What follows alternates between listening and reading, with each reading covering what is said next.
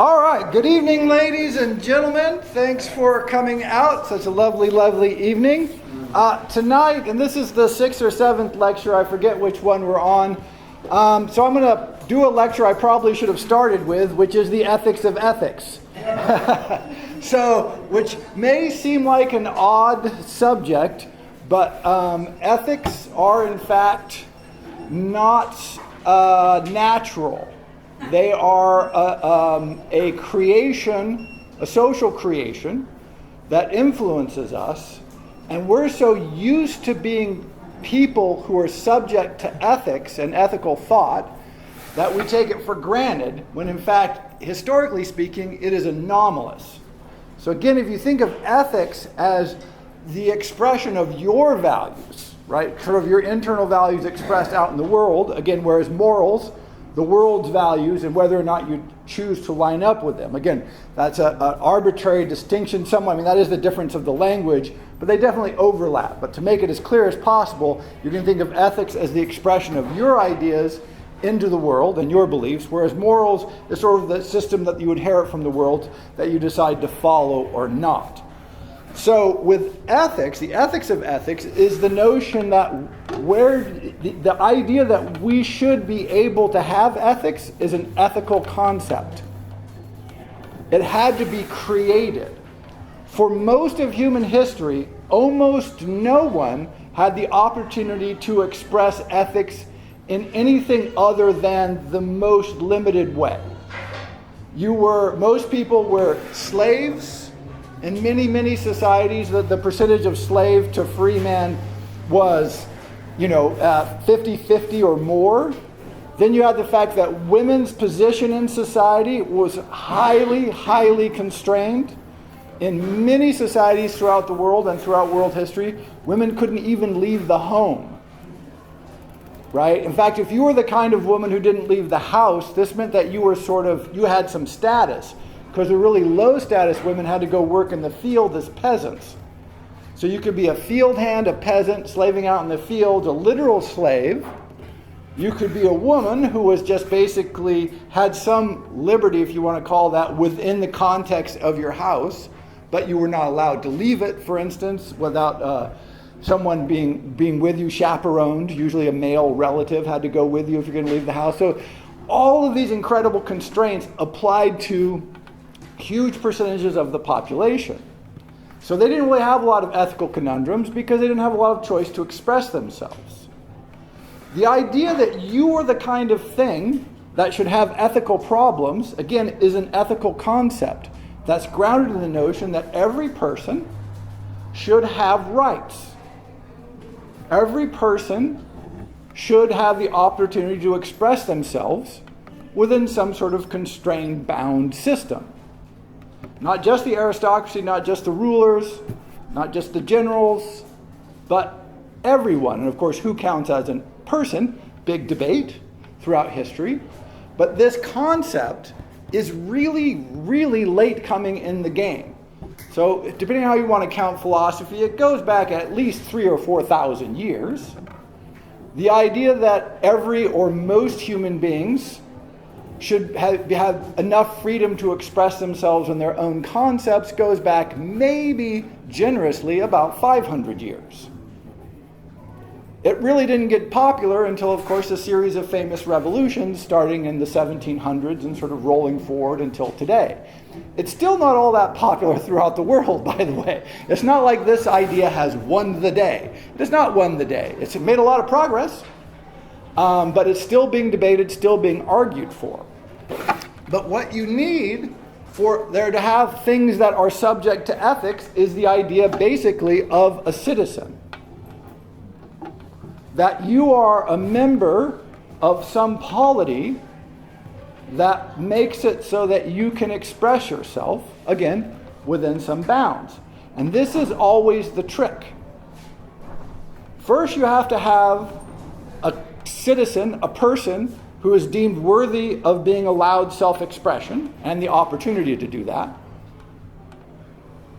So now you get the individual coming to the fore, but you have to do it within a polity. You have to do it within a group organization. the extended nonsense when people talk about, oh, the individual, the sovereign individual, all this. Now, the citizen idea has it of inalienable rights, but it must be within the context of a civil system. On your own, you have no rights. What you do is you die. Congratulations, human beings die on their own. We're primates. We're the most either successful or dangerous or scary or fun primates, depending how you want to score it, but we're primates. And even in primate groups, individuals in most social monkeys do not fare well. Often they kill them. One thing you can do with individual monkeys, because they're just outliers, and so you kill them.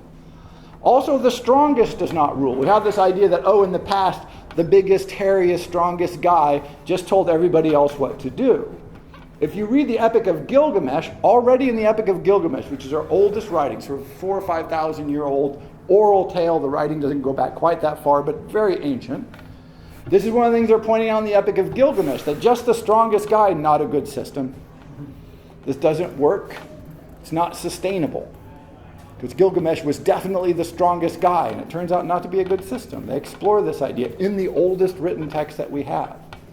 And again, if you look at primate societies, it is generally not the strongest male that runs everything. Everybody talks about alpha male. This is sort of a complete misunderstanding and misrepresentation of what's going on. There often are alpha males, but they maintain their power because they have a lot of other monkeys that follow them. And they maintain that because they do a lot of dirty stuff nobody else wants to do. And they make friends, and they provide benefits, and they do this whole social culture. There's politicians. If you're not a successful politician, you don't get to be the top male. And if you look at the top male, everybody recognizes it's not a very good job in monkey tribes. It's not. And if you start doing a bad job, all of the tribe gangs up and kills you.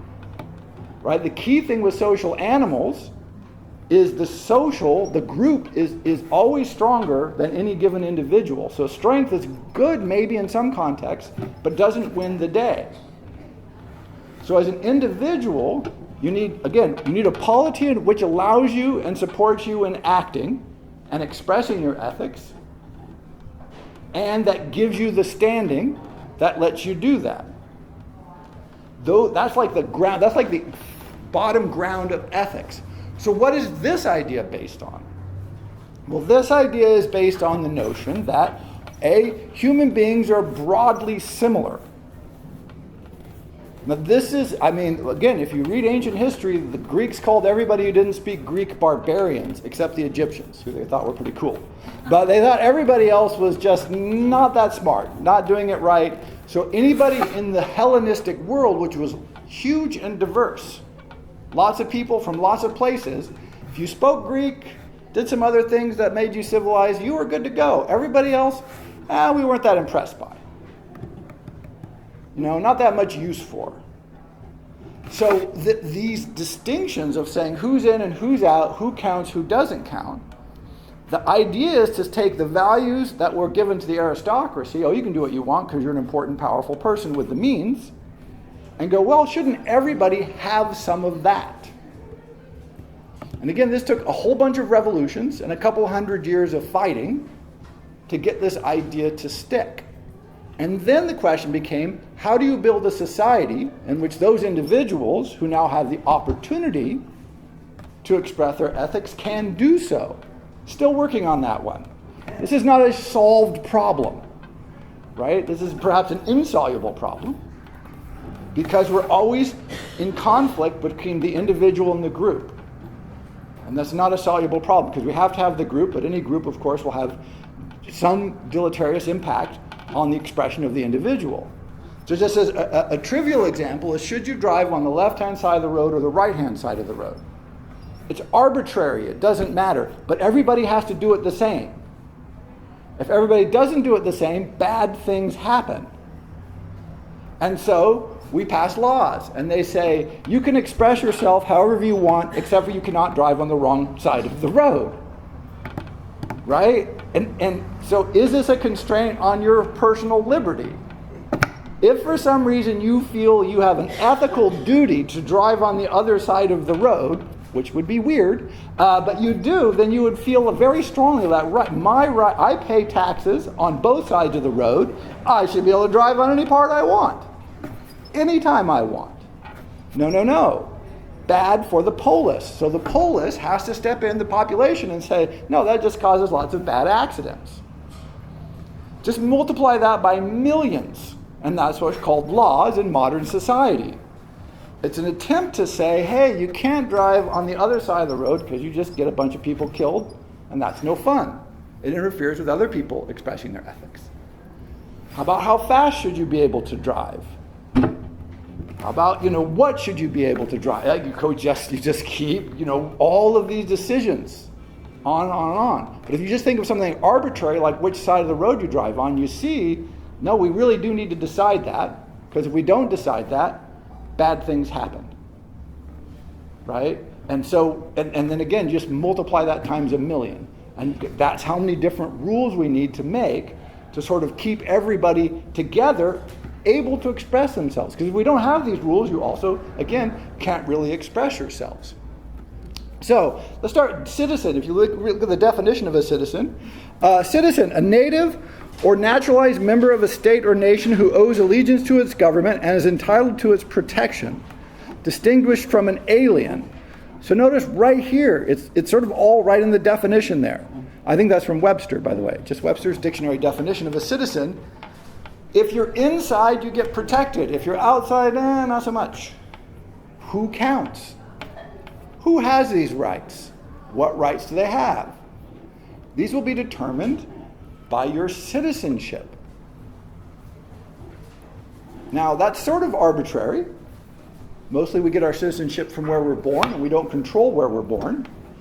So, it's kind of arbitrary, but when you're there, well, it gives you special status, rights and obligations, protections and duties.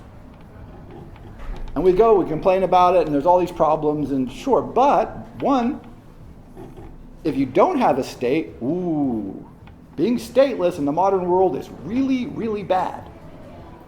Your constraints on your freedom of choice are dramatically, that they're just powerful. Two, notice that they immediately mentioned, by the way, as distinguished from the people who are not citizens. To be not a citizen means you don't get the rights and protections. Again, this will dramatically constrain your opportunity for making decisions about what you want to do and how you want to do it. This is sort of that thumbnail of 500 years of political philosophy, again, fought out in many revolutions. Another example of this is about the American Revolution. So we talked about the revolutions.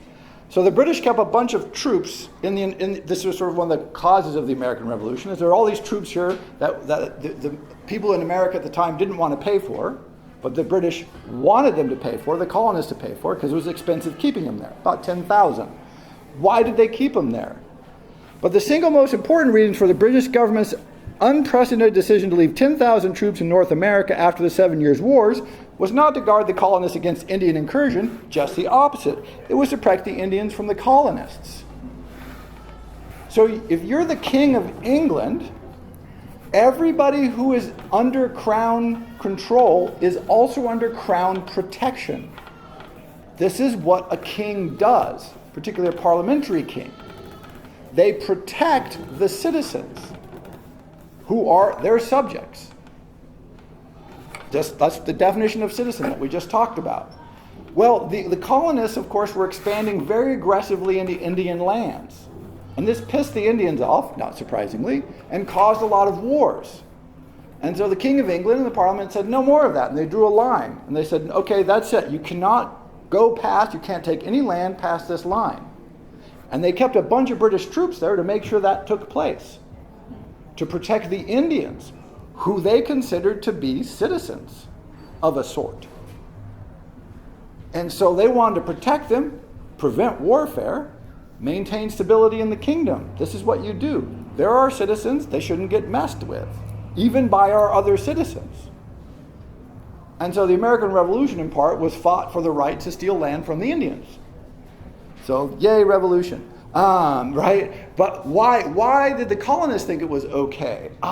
Because if we're independent, well, then the Indians are they're not members, right? They're not members of the colonies.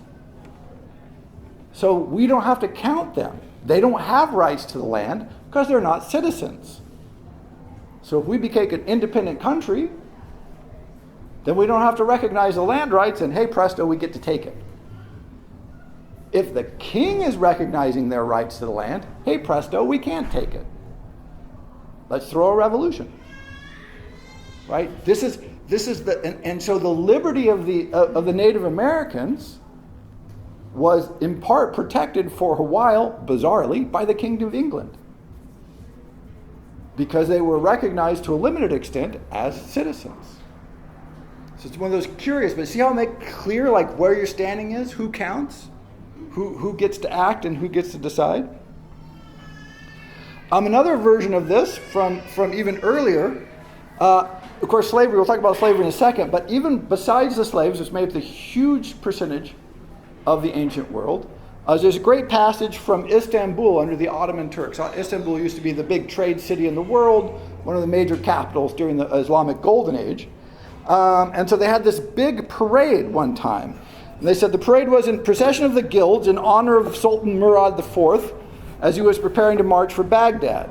This one celebrated historian recorded everything for posterity. He described 735 guilds parading on foot or on decorated carts, displaying their tools and wares and entertaining the crowds with theatrics and competing for the most bizarre outfits and the most outrageous performances. 735 guilds. So if you're a member of a guild, you're probably not a slave, probably a free man. But what does it mean to be a member of a guild? One, it meant you were allowed to practice a certain trade. Two, it also meant you weren't allowed to practice the other 734. You didn't go, you know what, I'm tired of making barrels, I think I'm going to become a baker. Because the baker's guild would just come and kill you. This is what they did. Like, wait, you're not a baker, you're not a member of the baker's guild, don't make us. They had a thieves guild, they had a prostitutes guild, they had all the best guilds. Right? But if you were in a guild, this meant you got to do whatever that guild did. And you had to, of course, do things to become a member. Born in is good. You probably do service for a while, get your guild membership.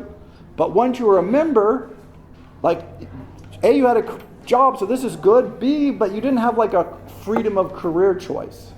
They didn't have the LinkedIn of Istanbul in 1670 where you go, I'm tired of this, I'm going to do something. No, you were sort of locked in, heavy investment. Again, very sharp constraint on your freedom of choice. And that was necessary to survive. That was how the system worked. And then, of course, you had districts. Different districts in the city were subject to different laws, different religious systems that had different prescriptions for how you could live, what you had to do, what taxes you paid. Heavy constraint. And then finally, of course, there's the whole notion of slavery. And one of the things that we overlook with the Civil War in the United States, or slavery in general, is one of the key arguments for slavery is to say, hey, you're trying to take my right to hold slaves. Right? You're impinging my freedom. If you don't let me own slaves, you're taking this freedom from me that I have. Notice, so we don't think of it as that, right? That's a weird thought, but that was one of the arguments that it made in favor of slavery. Don't take my freedom from me. You're stealing my freedom, which is weirdly accurate. Because you no longer have the idea that you have the freedom to choose whether or not you want to own slaves. It's just illegal. Right? It's just prescribed. And so some of the other arguments would just show how common this was. Defenders of slavery argued that slavery had existed throughout history and was the natural state of mankind. The Greeks had slaves, the Romans had slaves, the English had slavery until recently. The Bible, Abraham had slaves. The 10 Commandments refer to slaves. Thou shalt not covet thy neighbor's house, nor his manservant, nor his maidservant. Paul returned a runaway slave, Philemon, to his master. And although slavery was widespread throughout the Roman world, Jesus never spoke out against it. Right? Slavery was the condition. How do you justify it? Well, one way we did in the modern era, and this goes back to the notion of citizen, is we said, oh, well, slaves aren't people. The same way that women aren't people. Right? If you can define somebody as not a person, you do not have to extend to them the opportunity to have ethical self-control and ethical self-expression. It's a great trick. But once you have the idea that everyone should be able to express themselves, then you have to start restricting very highly who. That's the first move, was to say, well, everyone gets to, but who gets to be an everyone? All men are created equal, except for almost everybody in the country at the time, right? That was the great joke. If you're a land-owning male, then you were created equal, everybody else not so much. And then we've been expanding that franchise. So even today, if you think about something like, what is prison for? Prison is this weird constraint on your personal liberties. The way when we put you in prison, what we do is we say, you do not get the opportunity to express your ethical choices, your desires, because you've shown yourself, for whatever reason, to be unworthy. It's to make you less of a person. And of course, given the demographics and the racial makeup of our prisons, it tends to look a lot like the old 3/5 of a person, right? Constrain that person, which is weird because almost everybody leaves prison when we want them to be a full person again. It's a very almost counterintuitive. But what we're saying is, for a while, you don't get to be a citizen. That the biggest punishment we can give you is to take away your ethical freedom. Remove that from you. That's how valuable it is, how powerfully it underwrites our sense of being in the modern world, but we forget that this is an argument. This is a philosophical, socio-political concept that underwrites our capacity to express our choices. For most people, for most of history, it wouldn't even occur to them that they would have this opportunity. It was not a thing. This was only reserved for the wealthiest, most powerful, tiny percentage of society. And so, when we think of ethics, right, part of the ethics of ethics is thinking of ourselves and other people as free, self-expressing human beings. That we extend to them the same sort of ethical capacities that we expect and recognize and imagine for ourselves. And often it is the tension between that creates lots of ethical conundrums. Like, who should we help? Who's worthy of help? What kind of help should be extended? What kind of systems do we need that allow people to express themselves? Like, why do we like roads? We like roads because they allow us to move around. Throughout history, people have liked roads because people have liked to move around. But how are we going to pay for them? Who's going to build them? Oh, we don't like to pay taxes. Boo, taxes are bad. Roads are good, taxes are bad. Well, there you go. There's a problem, right? If you want to move around, you need a way to do it. Now, we don't have to build roads. But then it just makes it very hard to move around, and so it constrains your movement. You can build rail systems and go, oh, let's move around by rail. Great, same problem. Got to be coordinated, got to be organized, got to be taxes. It's a long, decades-long process, 100-century years-long process to develop this. And for a century, a lot of people had to give up a lot of tax money and time and organizational capacity.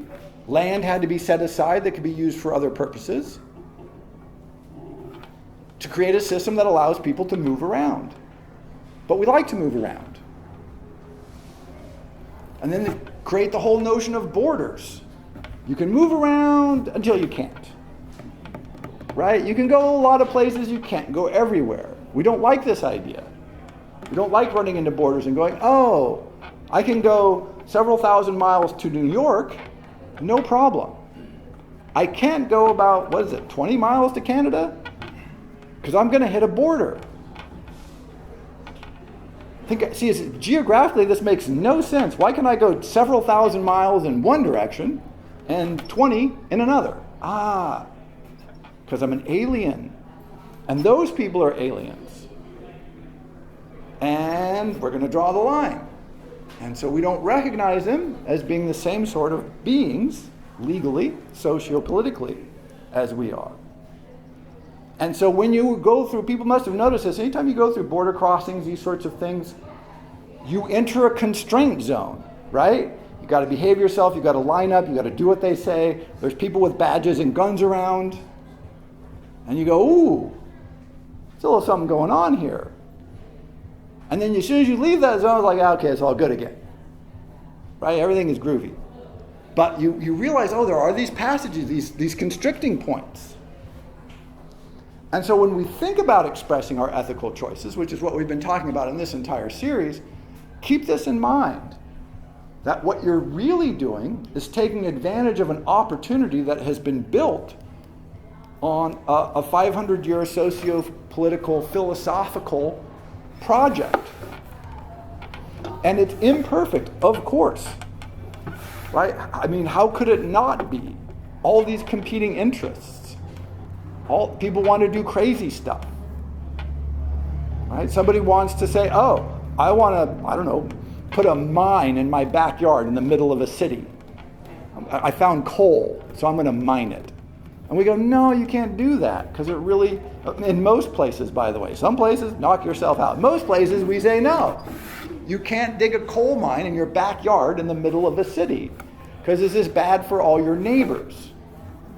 And people go, well, that impinges on my freedom and my self-expression. It's like, yes, it does. 100% it does.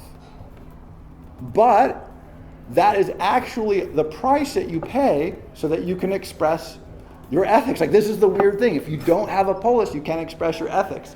To live in a polis, you have to sort of constrain the way you express your ethics. It's just, there's no getting around it. And then people go, oh, I'm going to make myself completely free. I'm going to go out in the wilderness, in quotes, live on my own, live off the land. Excellent. Good for you. What if you decide, oh, I want to go to the movies? See, you can't have that ethical expression now. That preference is no longer available to you because you're out someplace where there aren't movies. And they won't take, I don't know, rabbit fur in trade. They're going to say, we want cash to let you into the movies. And so it might be great for you, that might be your preference, but you're foregoing an entire range of other opportunities. Which, by the way, is always what happens when you express your ethics. Pretty much any ethical expression you choose to pursue, and there's so many that we do, constrains you from others. I mean, that's the nature of it. So if you say, oh, I want to live in a rural community because I like being in rural, that's great, that's a preference. You can express it. It can be part of your values. This means you cannot live in a suburb, a medium-sized city, or a large city. There are lots of cities in the world, and suburbs, and middle-sized cities. Deciding the one is deciding the other, others. And so ethical expression is always both this opportunity to express, but also this process of massive elimination. Any selection eliminates more. I think it's one time we struggle with this because we know this either intuitively or expressly, and we go, oh, what would be the thing that would be best? Like, oh, should I do this? But if I do that, I can't do this. If I say I'm going to be friends with these people, I can't spend time with those people. Right? This is just, you have a finite amount of time. How you just choose to spend it determines a lot about your life. Which people you choose to spend your life with says a lot about who you are and your ethical expression of yourself. The fact that we get to do that, again, is a phenomenal freedom that has been bequeathed to us by, again, 500 plus years of socio-political turmoil and philosophy. The fact that once we're bequeathed this, we get all pissed off and don't know what to do, is why we have ethics, right? It's because the whole reason there's a field of ethics is because we're stuck with these insoluble problems. We're like, oh. And then we have to decide, oh, people go, well, what's the right thing to do? Now, morals, this is why morals, in its extreme interpretation, is easy, because you go, well, here's the rules of my society. It says I should do this. I will just do that. That makes it easy. And so we often do this, which is great, because otherwise society wouldn't function, by the way. So it's not a bad thing. It's just you go, okay, this is what society wants me to do. I'll just roll along with 90% of this, and that's fine. I'll think about the other 10% at best. But even that tends to overwhelm us. We want, oh, what's the right thing? Well, the ethics says you've got to look inside of yourself. Notice, this is one of the great things that the idea of ethics, the ethics of ethics, have bequeathed you, is an insides. The notion that you have an internal thing that you can dialogue with and think about yourself with is a philosophical contribution. Again, for most of human history, this was not assumed. Very, very little in the classic mythology has characters stopping and going, I wonder if this is the right thing to do. Let's ponder. I kind of feel this way, I kind of feel that. This is one of the reasons that Shakespeare is so amazing. It's because he has his characters stop and do monologues. This is like mind-blowing. They stop and go, oh, well, that's evil. Maybe I'll do it anyway. Is it, oh, that's a bad idea. No, I don't know. My mom married my uncle. I think my uncle killed my father. My dad's ghost is haunting me. I don't want to kill anybody. It's so confusing. Should I kill somebody? I'm supposed to kill people. Oh, it's so confusing. Yeah, and so it's very. But one of the great classical examples, by the way, is the Oresteia trilogy, where Agamemnon. It's great because it does lay out some of this. Agamemnon wants to go fight in the Trojan War. He's the big king, and he can't sail away. So the gods say, well, you have to sacrifice your daughter Iphigenia, or we won't let you go. Like the weather won't change. So he strings up his daughter and slits her throat in front of all of his troops, and sails off to war. His wife is not that big a fan of this. You'll be shocked to hear. So while he's off fighting the Trojan War, she's at home plotting to kill him when he gets home. Which is perfectly reasonable, right? So he comes home, and stuff happens, and then she kills him. So, now anything that's clear in ancient history is you kill the person who kills your father if you're the son, right? Orestes has a clear, he's the son, clear moral obligation. Kill the person who killed your father, right? What if it's your mother? Son of a bitch. Right? Now, one thing you're not supposed to do is kill your mom. And so he has this horrible ethical conundrum. That's why Aeschylus is so great. It's one of the rare examples you'll see in the ancient world where someone has a real, I don't know what I should do. And that basically the trilogy is a big debate about what do you do in this circumstance. So, he ends up killing his mom, by the way, and then all kinds of things happen. It really gets problematic. But that notion of going, you get an ethical insight in which you can weigh your choices and then express them outside is a gift of the concept of individual ethics, which is a philosophical, it's not a given in nature.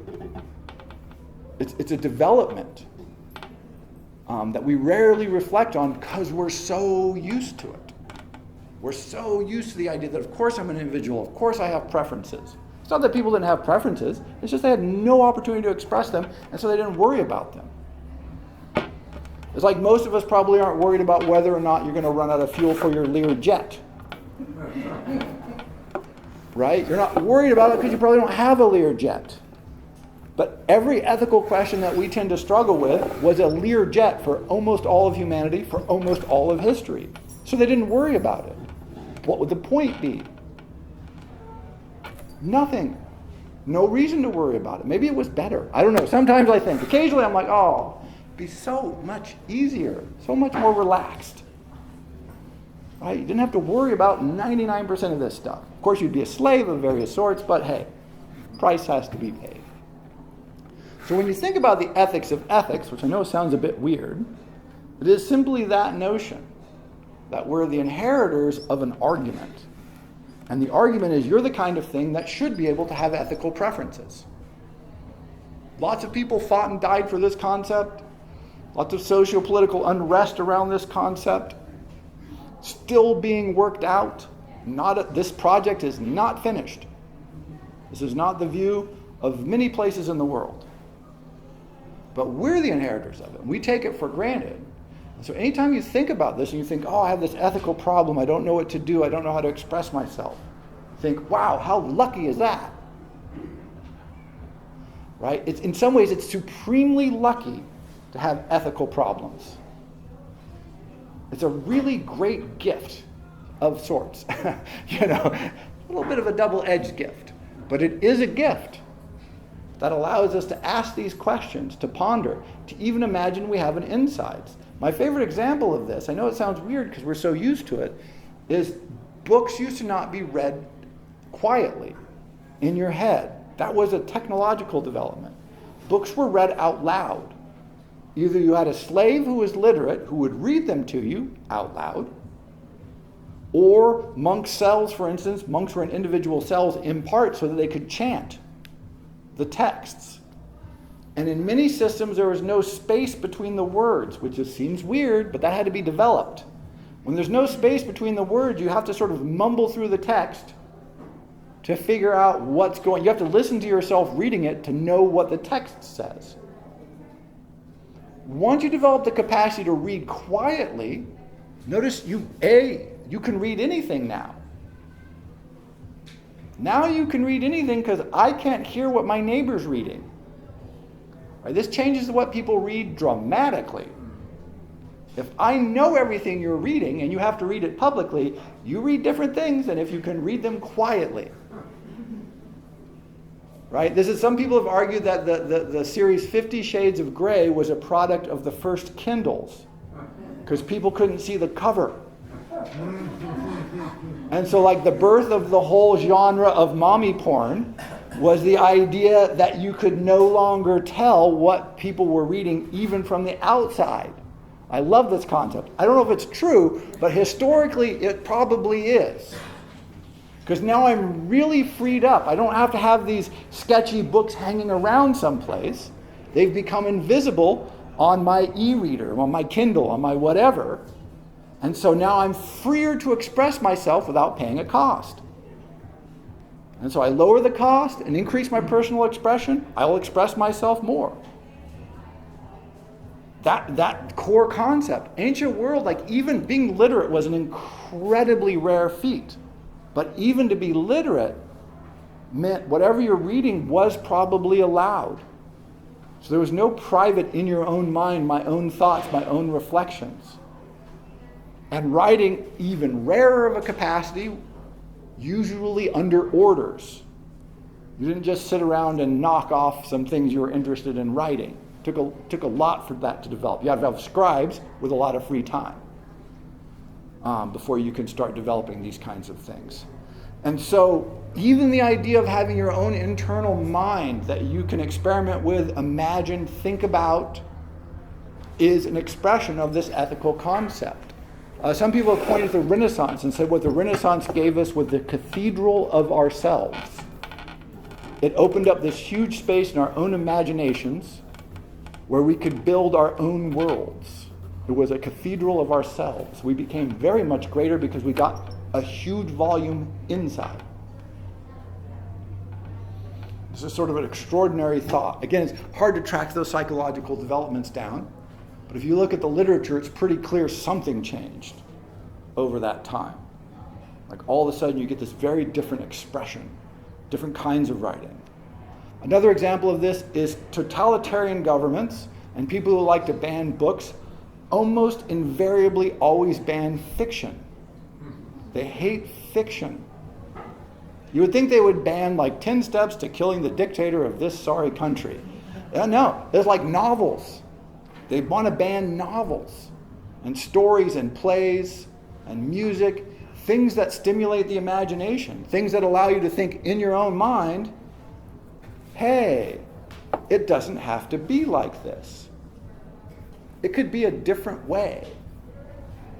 I can imagine a world that is not like this. That space, that opportunity to imagine, that the belief that you can imagine, should imagine, and are allowed to imagine, is an ethical development. It was a philosophical argument. You were not supposed to do this. Many religious systems, very much against this. Almost all totalitarian governments, very much against this. We don't want you imagining things. This is the brilliance of 1984 by George Orwell is that people talk about the dictatorship and all this. Orwell was mostly interested in the notion that people were just continuously distracted. If you're continuously distracted, you can never concentrate on your own thoughts. What gets him in trouble is he tries to keep a secret diary, write his own thoughts down in a book so he can check back and see what he was thinking. That gets you thrown into prison and tortured. Because that is the violation. But the notion that we could keep diaries, can keep diaries, that's the liberation. Aristocracy, sure. Maybe a few wealthy people, sure. How about everybody? What if everybody gets to write pretty much whatever they want? Ooh, that's a terrible idea. Because God only knows what they'll write. We've got to keep it bound, keep it constrained. And so this notion, this gift, I always think of it as a gift, the undercurrent, not undercurrent, I would say the foundation maybe, of our sense of ethics was this ethical argument that for us, for our society, for many people in the world, was won, was victorious. We have inherited this idea. But it is evolving. It is not solved, and it's a continuous problem. It's not a soluble problem. Because again, you're always at war, you're always in struggle with the group versus the individual, not a soluble problem. You change, your ethics change, how you view the world, how you experience, how you think about it, evolving. And the environment and the society in which you're trying to do this is also changing simultaneously. And so there never will be a moment, or probably shouldn't be a moment, where you're like, okay, I'm done. I've got it. I mean, we love that. People want that. That's why I think people love the idea of the 10 Commandments. I don't think anybody's ever read the Commandments, by the way. If they did, they're not helpful in any way. But people love the idea that there are 10 Commandments. If they just followed them, they would be in good shape. They really aren't helpful, unfortunately. But yeah, we want that set of rules, 4 noble truths. Right? Okay, great, I'm good. If I've got the 4 noble truths, one of them is an 8-fold path. Now that's 11 or 12. Now wait a second. Right? I always thought that was a bit of a trick. There's an asterisk, right? 4 noble truths, one has 8 parts.